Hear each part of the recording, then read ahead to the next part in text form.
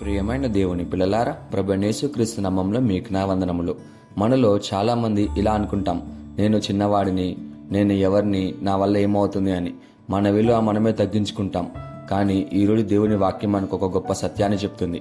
దేవుడు మనకు గొప్ప గౌరవాన్ని అలాగే అధికారాన్ని ఇచ్చాడు.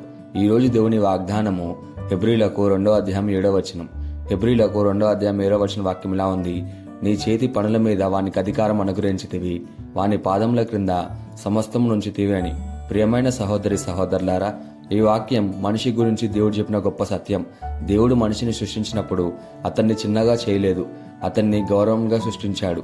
దేవుడు మనిషికి ఇచ్చినవి అధికారం, అథారిటీ, బాధ్యత, రెస్పాన్సిబిలిటీ, గౌరవం, ఆనర్.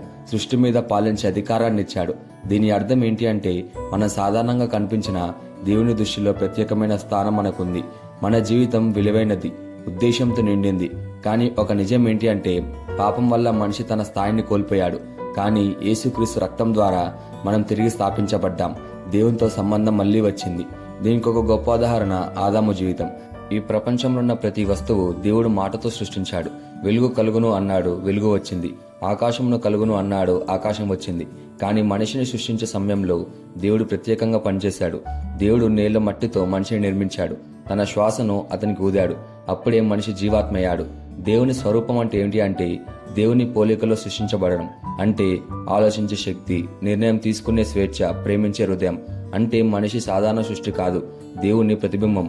దేవుడు ఆదాముతో ఇలా అన్నాడు: భూమిని లోబర్చుకొనుము, సముద్రపు చేపల మీద, ఆకాశపు పక్షుల మీద అధికారం కలిగిండు అని. దీని అర్థం ఏంటి అంటే, ఆదాము రాజు లాంటి స్థితిలో ఉన్నాడు. సృష్టి మీద పాలించే అధికారం ఉంది. దేవుడు అతన్ని సేవకుడుగా కాదు, పాలకుడుగా ఉంచాడు.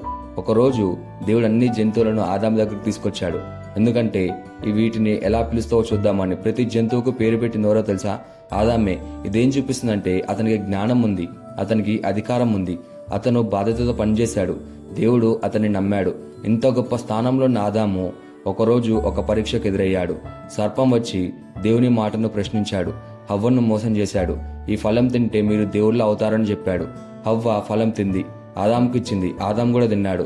అంటే దేవుని మాటను అతిక్రమించాడు. వెంటనే జరిగిన మార్పు ఏంటంటే, వారు కన్నులు తెరుచుకున్నాయి. వారు తన పాపాన్ని గ్రహించి సిగ్గుపడ్డారు, దేవుని నుండి దాక్కున్నారు. దానికి ఫలితంగా మొదటిగా దేవునితో సంబంధం విరిగిపోయింది. ముందుగా దేవునితో నేరుగా మాట్లాడేవారు, ఆయన సన్నిధిలో ఆనందంగా ఉండేవారు. కానీ ఇప్పుడు భయపడ్డారు, అలాగే దాక్కున్నారు. రెండోదిగా శాపం వచ్చింది, భూమి శపింపబడింది, కష్టం, బాధ, శ్రమలు వచ్చాయి. మూడోదిగా అధికారం తగ్గిపోయింది. ముందుగా సృష్టి మీద అధికారం ఉండేది, కానీ ఇప్పుడు పాపం వల్ల ఆ స్థానం తగ్గిపోయింది, సాతాను ప్రభావం పెరిగింది. నాలుగోదిగా ఏదైనా తోట నుండి బయటకు పంపించబడ్డారు. దేవుడు ఆదాము హవ్వను తోట నుండి పంపించేశాడు, ఎందుకంటే పాపం ఉన్న స్థితిలో వారు నిత్యజీవం పొందకూడదని. కానీ ఇక్కడ కథ ముగియలేదు. దేవుడు వెంటనే ఒక ఆశనిచ్చాడు. అదేంటంటే, ఒకరోజు రక్షకుడు అంటే యేసయ్య వస్తాడు, పాపాన్ని జయిస్తాడు, మనిషిని తిరిగి దేవునితో కలుపుతాడని చెప్పాడు. చెప్పిన విధముగా యేసుక్రీస్తు ఈ లోకానికి వచ్చాడు. మన పాపాల కోసం చనిపోయాడు, మనల్ని తిరిగి దేవుని దగ్గరకు తీసుకొచ్చాడు. ఇప్పుడు మనం దేవుని పిల్లలం, మళ్ళీ ఆయనలో జీవించగలుగుతున్నాం. ఇక్కడ మొత్తం పాఠం ఏంటి అంటే, మొదటిగా మనం విలువైన వాళ్ళం, దేవుడు మనల్ని ప్రత్యేకంగా సృష్టించాడు. రెండోదిగా దేవుడు మనకు అధికారం ఇచ్చాడు, మన జీవితం ఒక ఉద్దేశంతో ఉంది.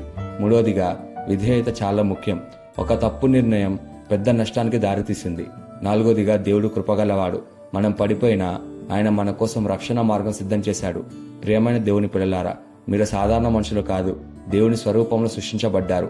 మీ జీవితానికి ఒక విలువ ఉంది, మీకు ఒక ఉద్దేశం ఉంది. దేవుని మాట విని జీవించండి, మీ స్థానాన్ని కోల్పోమాకండి.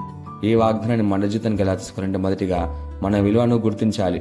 మనం సాధారణ వాళ్ళం కాదు, దేవుని సృష్టి. రెండోదిగా బాధ్యతతో జీవించాలి, దేవుడిచ్చిన అధికారాన్ని సరిగ్గా ఉపయోగించుకోవాలి.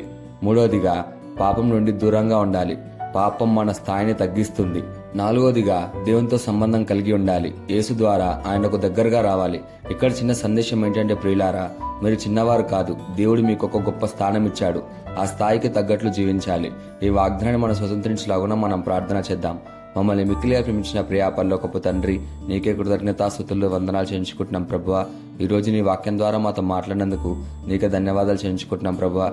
ఈ రోజు నీ వాక్యం ద్వారా మాకు ఇచ్చిన గౌరవాన్ని గుర్తు చేసినందుకు నీకే కృతజ్ఞతలు చెల్లించుకుంటున్నాం ప్రభువా. మేము నీ స్వరూపంలో సృష్టించబడ్డామని ఎల్లప్పుడూ గుర్తు చేసుకునే హృదయాన్ని మాకు ప్రసాదించండి తండ్రి.